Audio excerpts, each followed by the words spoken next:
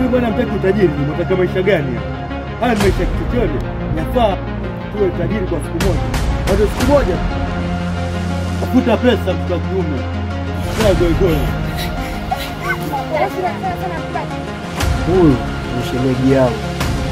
Na yule mimi ni ndugu yangu. Sasa mimi nahesabu. Huyu ni mfanye mke wangu. Yaani nafanyaje hivi? Sema na mzee. Yana mshida yangu kuhusu mume wangu. Sasa kaenda kinywa maji ya mimi akilala niote mimi.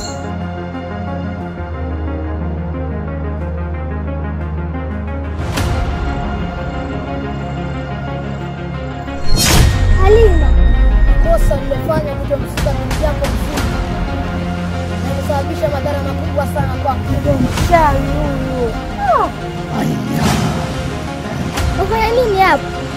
Ulikuwa waumwa wewe. Sina kuongelesha.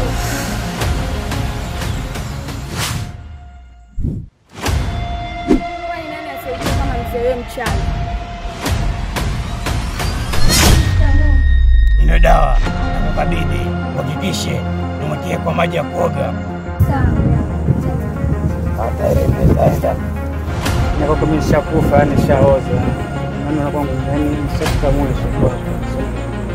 Mimi naomba nikubalie, kuna hizo hadi zako kila siku ambazo unanipatia. Mimi sijaona hata moja.